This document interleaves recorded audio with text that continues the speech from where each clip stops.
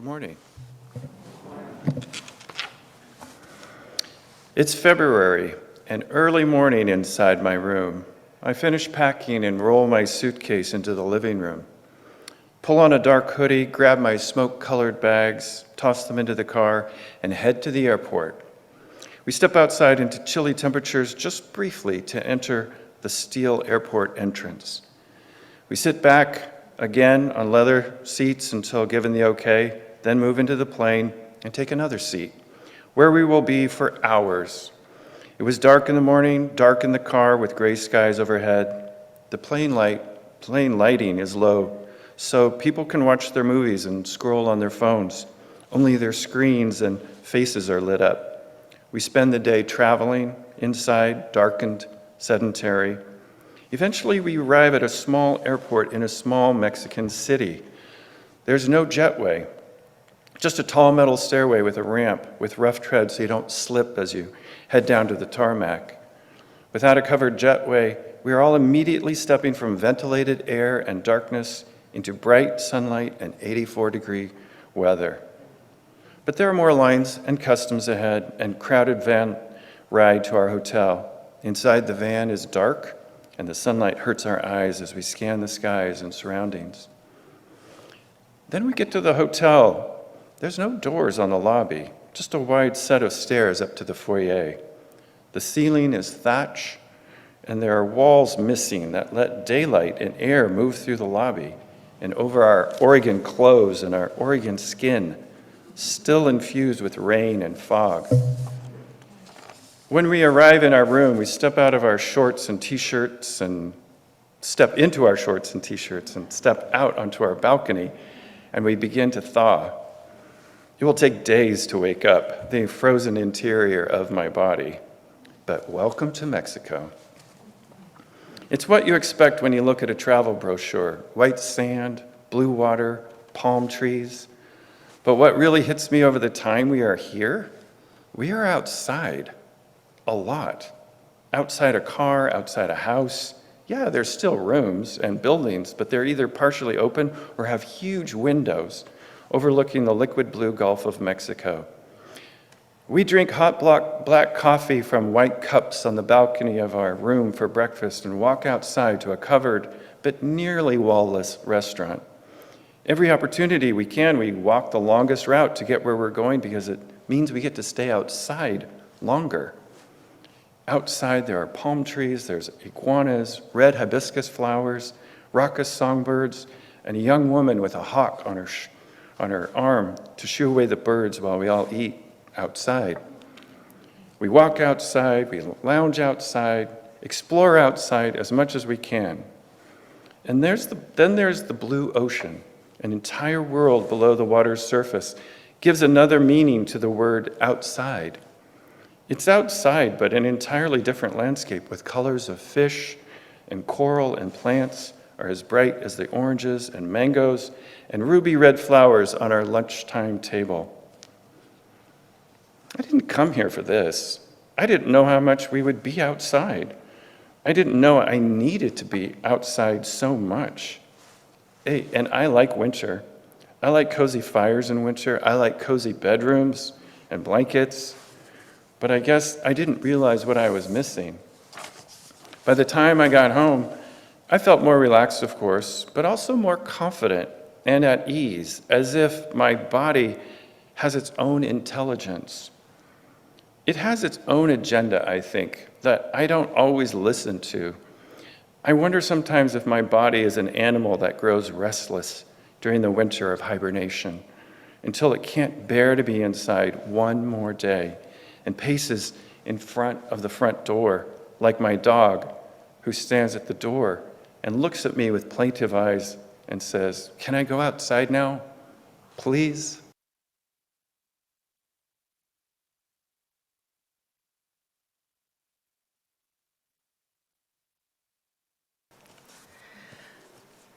I would like everyone to just take a moment and think back to the very first time that you heard about climate change or global warming. Are you able to pinpoint a time? Are you sharing? No? Okay. For many people, it's the mid-2000s with the Kyoto Protocol and Al Gore's An Inconvenient Truth documentary. But of course, the science was there for decades before that. There are a lot of related environmental issues that kind of blur together for those of us old enough to remember.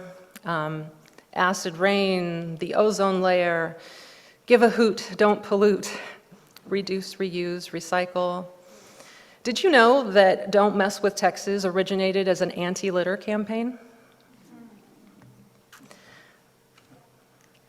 I think that for most of us, once we learned about these things, we started trying to be responsible citizens and neighbors. We stopped littering. People used to just throw things out the window of the car. Do you remember that?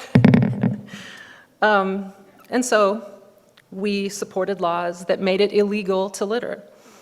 We started recycling. Some of us started rinsing out Ziploc bags and reusing them. We started bringing cloth bags to the grocery store. We got old school and put cloth diapers on our babies. We bought dolphin-safe tuna, and then we gave up straws and bought stainless steel reusable canteens, which we carried with our cloth bags. We knew we weren't perfect, but we were trying. Maybe we even felt pretty proud of ourselves. But it seemed like the more we learned, the more complicated the choices got. Should I buy the organic local eggs if they come in a styrofoam container? And just when you think you've got your environmental groove, you learn some new fact about this company or that industry that leaves you either frozen with indecision or else you just throw up your hands and buy whatever you want because it feels impossible to manage all these ethical decisions and dilemmas. Or maybe that's not your story at all. Maybe the environmentally friendly choices were always just plain too expensive for you to have the luxury of choosing them. Meanwhile, the environmental prognosis has gotten grimmer, like really, really scary.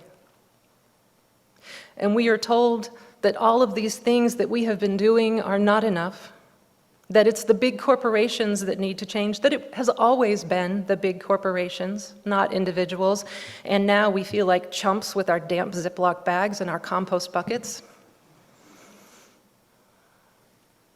And the effects of climate change, there are parts of the world that have felt the impact of climate change for some time, but those effects are finally noticeable here as well, made clear to everyone in their full magnitude. Last summer, do you remember last summer? It feels like a decade ago. Last summer, a so-called heat dome descended over our area, over our region, and the temperatures were like science fiction. Buckling roads and scorching plants. And then there were devastating floods in Europe and in Asia. And, the forest fires. Suddenly, it seemed that everything just got a little too real. In fact, according to the report, Climate Change in the American Mind, 40% of Americans say they feel helpless and afraid about global warming. 30% say they feel hopeless. A quarter of them say they feel guilty. Powerless and culpable. That's quite a feat. This guilt and despair, this doom and dread, it keeps us from demanding solutions. And the thing is, there are solutions. Those same scientists who are all in agreement that the situation is dire and that it is caused by humans, many of them are also very excited about the solutions that are rapidly being developed. One example, the use of coal is dying out because technologies that once were too expensive have gotten way more affordable. Battery prices for storing energy have dropped more than 97%, 60% of that in the last decade alone, making solutions like wind and solar energy that seemed unrealistic even just a few years ago within our reach. There are radically new carbon capture technologies in development that have the potential to help remove CO2 from our atmosphere.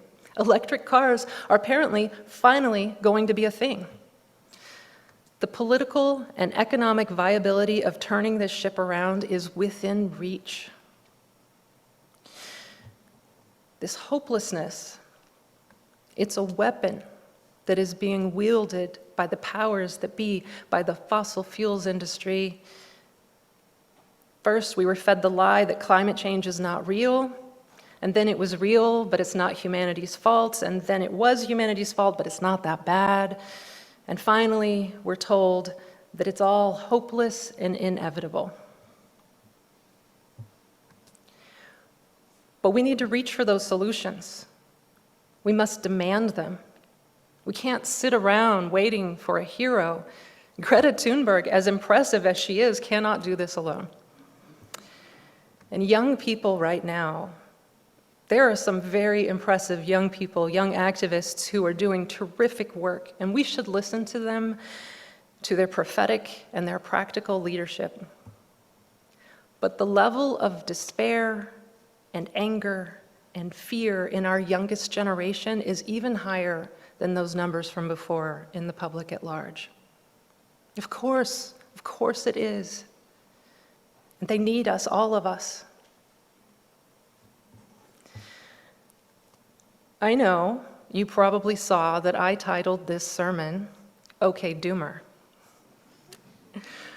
But it is honestly not my intention to pick on a specific generation. I think doomers come in all ages. And as for boomers, well, you guys have a lot to offer in this moment. Acid rain, you solved it. The ozone layer, it's healing. The improvement in the air and rivers and lakes since you all came of age, astonishing. Kids today don't have any idea of how bad the pollution was before the environmental movement of the 1970s. The question is, what do we do now? Well, there are three main things. We need collective political action, we need consciousness raising, and we need spiritual discipline. And these things are, of course, intertwined. The first is collective action, political pressure, creative resistance. And what does that mean? Well, for example, we all know that a society-wide vegetarian diet, or at the very least a red meat-free diet, would do wonders to improve our climate outlook. So, you limiting your meat intake is a good thing. You convincing a couple of your friends to give up red meat or lessen it is also a good thing, an even better thing. But what we really need is for the cost of a burger to reflect its actual harm to the planet. Not only do we as a society not factor in that cost, we actually subsidize beef, making it even more affordable and appealing to the public. And that is a political problem that can be solved, not through your dining choices or shaming other people's dining choices, but by grassroots political organizing to change policy. And maybe food policy is not where your passion lies, and that's okay. There are many, many things that can be done. Choose one that inspires you. If you allowed yourself to hope, what might you be able to do? Maybe you have the money to donate to organizations that are pushing for systemic change. That work needs to be funded. Maybe you can bring water and food to protesters. Maybe you can write and call your local, state, and federal representatives. Maybe you can campaign for them. Or maybe you have the organizing skills to be there in the thick of it. Maybe you want to start a chapter for the UU Ministry for the Climate Action Network right here at Willamette Falls. I don't know. Choose a collective action to work toward. In consciousness raising, we've been told that our individual actions are meaningless. To whom? These actions may be very meaningful to you, and it's important to be living your faith, living into your values. Minimizing your personal impact on the planet is a way of doing that. And if these systemic changes that we are collectively working toward are going to be effective, then we have to have a cultural shift in the way we live our lives. Fast food, fast fashion, single-use plastic, driving everywhere in gasoline-fueled cars, living beyond our means. These things can't go on. And consciousness-raising movements start with individuals. Think of the campaigns to change attitudes toward drunk driving or cigarette smoking. Those were public campaigns, but they were also person to person. Friends don't let friends drive drunk. Those were things that once seemed impossible to change too. And finally, we come to spiritual discipline. If you are anything like me, you may sometimes feel enraged by climate change deniers. Both the powerful ones that run the fossil fuel industry and the run-of-the-mill ones that are your neighbors or maybe even your kinfolk. But consider for a moment that the doomer mentality of despair is a form of denial. Of course you're afraid. Of course you are grieving. It is okay to feel those things. Let us face those things in a healthy way, together. And then, let us cultivate hope and joy. Abolition and racial justice activist Mariama Kaba says, hope is a discipline that we must practice, and it is not one that ignores struggle or minimizes pain. Hope doesn't preclude feeling sadness or frustration or anger or any other emotion that makes total sense. It's not simple optimism. Instead, hope is a choice to push forward, imagining and participating in a future that is better and fairer than our current reality. And cultivating that hope is first and foremost about allowing yourself joy. We can't know what we are working for without joy. So forgive yourself for being suckered in and crushed by late-stage capitalism. Dust yourself off and go outside. Ask someone you love to take you for a walk. Remind yourself what this is all for, and then find something meaningful to do. When we act with shared intention to build the beloved community, we enter sacred space. We approach the holy mystery. And acting in community, it doesn't just amplify our voices, it reduces despair. And it feeds the soul, and it breeds hope. And hope fuels the work, hope fuels the change. And hope burns much cleaner than fossil fuels. There are a lot of ideas online for the types of action to take. You can just Google climate change solutions or climate action. I would recommend the Years Project, as in weeks, months, years, the Years Project. Yes Magazine, Project Drawdown, as in draw down the temperature. The Climate Strike Oregon website has tons of links to local organizations that are tackling various aspects of the climate crisis. So find a way to act collectively. Because the thing about the year 2022 is you are alive at just the right moment to change everything. Humanity is not doomed. The earth is not doomed. We're canceling the apocalypse. Amen.